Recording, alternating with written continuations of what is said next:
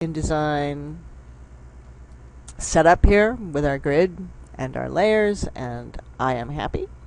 Okay, so I want to show you how to do a few basic things. One, of course, is let's put a background in. Before I put a background in, let's put an image in. That's always a better idea.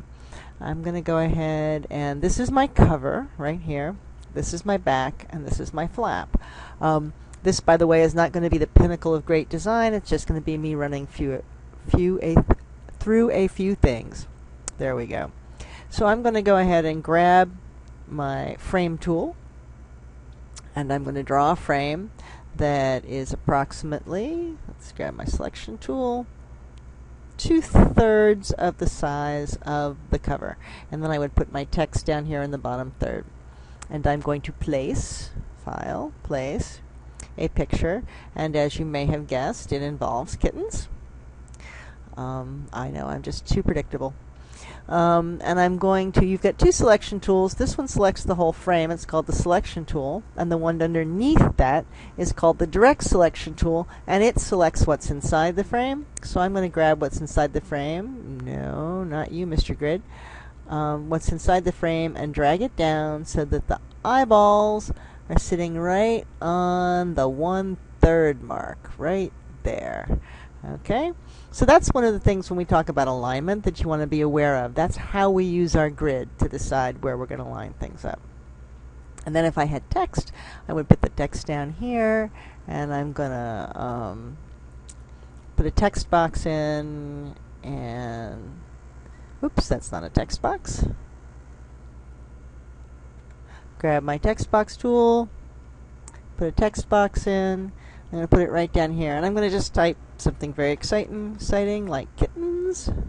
And you know, I'm going to put it in Minion Pro right for now because it's the easy thing to do, right?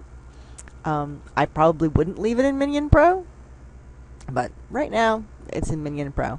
So once I have, then I'm going to make the frame fit inside my margin. That's really important. Text is always aligned to your margin. I'm going to, believe it or not, center this one. Okay. And the other thing I'm going to do is I'm going to select the frame. I'm going to go under Object, Fitting, and I'm going to fit the frame to the content. When you are using text, you usually want to keep your frames as small as possible. Then I'm going to select this, and I'm going to paste it twice, which gives me 2 more copies. And I'm going to put one down here, and I'm going to put one down here, and believe me, it is not going to be kittens, kittens, kittens, but instead, let's put that right there. Now, in case you didn't notice, InDesign just told me that these are all equidistant. In actuality, I wouldn't want them equidistant there. I would probably, let's see, bring this down here, and bring this one, leaving it centered right about there. There we go. I shall go into this in more detail when we do our final, but right there you can see it told me that these are all equidistant, which is always a nice thing to know. There we go. Okay, so we're going to change this to kittens are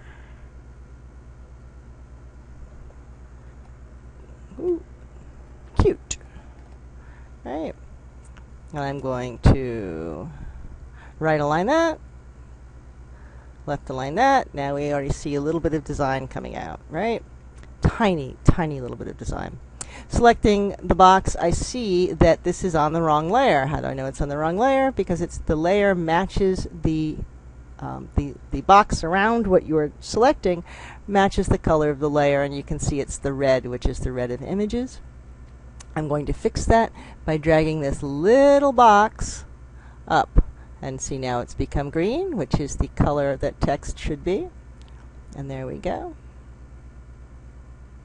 We have dragged that up there. Now, I don't really want to use any of the colors in this guy for my background. And you usually pull background colors from images that you use. That's one of the things that InDesign is really good at. So, what I'm going to do is put another image over here, and this is going to the bleed, and I'm going to edit, place, and it's this little guy, right? I would open him, and you're going to notice he's in the wrong, he needs to be flipped on his side, but I'm not going to do that right now because all I really want this in here for is to grab the color right now. So I'm going to get my eyedropper tool, grab a color, which is right there. As soon as I have grabbed a color, I'm going to go into my, not typography, but advanced, into my swatches.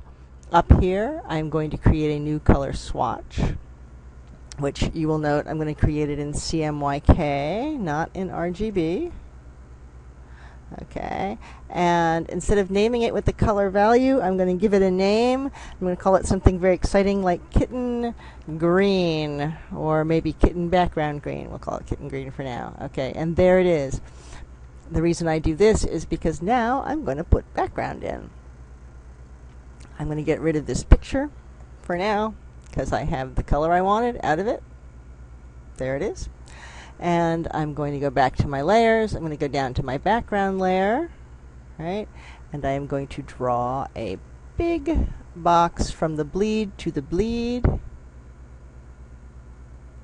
right? And I am going to go back to swatches, and I'm going to put that kitten green in the background. And now, of course, we see the problem.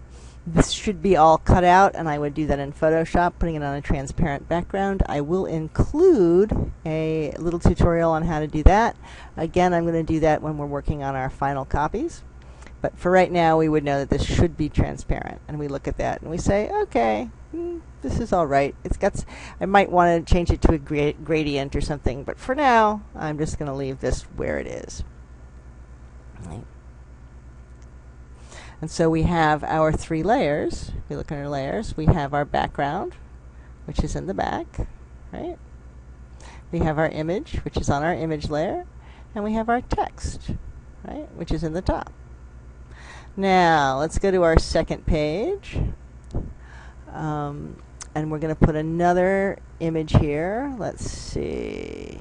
Again, bleed. This is going to be a big one. I'm going to bring it out, covering pretty much 2/3 of the page. File, place. Let's see who's going to be on this one. Ah, our adorable jumping kittens. Look at that. There they are, adorable and jumping. All right, so I'm going to bring the kittens in. We're going to make the frame about this big, right? And here we go again. Object,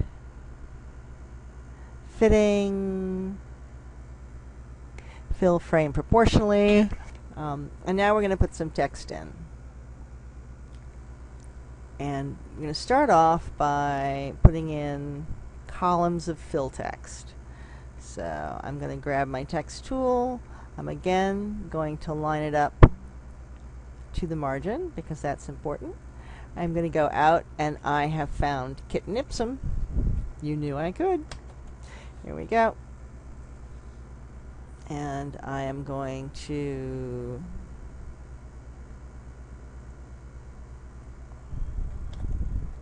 put Kitten Ipsum in here. I want 3 columns of text. So here we go. Here's the next column of text. And here's the last column of text right here. And it's just going to be the full size of the page. Now, one of the things I want you to know about text is that you can flow it. If you grab the little box here, notice how my cursor fills with text. I drop it off, and I'm going to drop it in my next one. And there you see this text now flows from box to box. And the great thing about that is you'll notice I'm snapping my boxes back to the margins, right?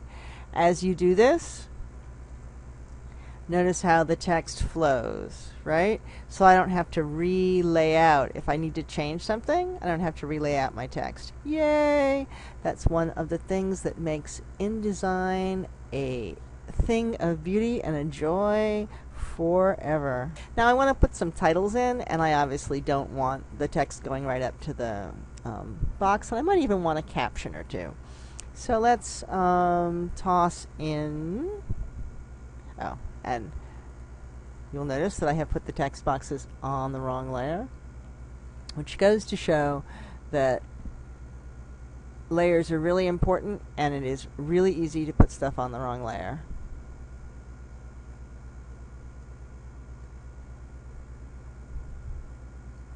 If you open these little triangles, what you'll see is that everything you put on a page has its own little sublayer. And if I turn these off, you can see they go away. So I'm going to put a title in right here.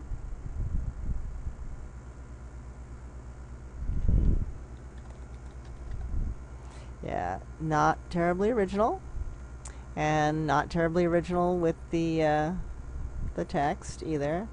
Kittens jumping, yay!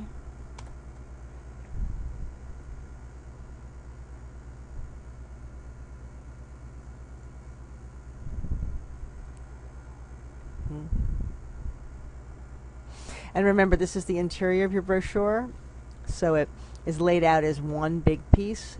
The columns are important, but less important, as they are obviously on the other side, which includes your front, your back, and your flap. So you think of this as one big flyer. Okay, so there we have, I have put a title in there. And what I'm going to do here, we're going to, again, object, fitting, fit frame to content, right? It's on there. And we're going to select this. We're going to turn back on our other columns. We are at the, now we're going to go to our window. We're going to go to our text wrap window, and we're going to turn on text wrapping for that headline, right? So I've selected the headline. You can see it's selected, and I turned on text wrap. And now I'm going to delink these. This adds pad. I'm going to add pad from the bottom, and I'm just eyeballing this, which I wouldn't do in real life, but right now we're just eyeballing it. And once I have done that, Mr. Text Wrap can come over here for now. I would make sure that all my other text, let's pull down a guideline, right? At least to start, and we will cover how to do baseline alignment, which you need to do here. But at least for right now, I'm going to pull it down so that all my other text, it doesn't look weird that way. Okay, I can use my arrow key to push it down a little bit, right?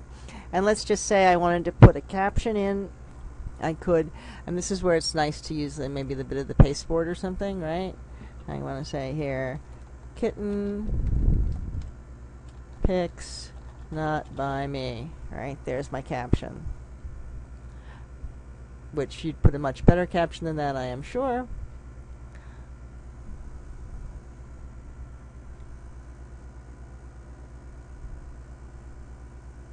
Fit frame to content. What I'm going to do with this, we can go object, transform. I'm going to rotate. I'm going to rotate it 90 degrees. Okay, so here I have my little caption, which I'm going to pull over here, right? And put that here. Now, one of the things I'm going to harp on over and over again is that everything needs to be lined up, such as the caption is lined up right here. It should also be centered. There we go. And Design just told me it was centered. It should be centered so it's equidistant from the picture and the text. You would do the same thing here. You'd want to make sure that this is equidistant.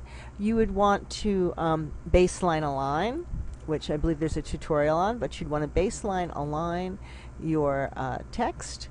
As I said, I'm going to go ahead and do that at some other later date, but for right now, I think this is enough. Again, this is not a great brochure, right? But it is a start. And the most important thing for your brochure rough, right, is your written portion. But I want to see that you've started this so that we're not all surprised by how difficult it is at the end.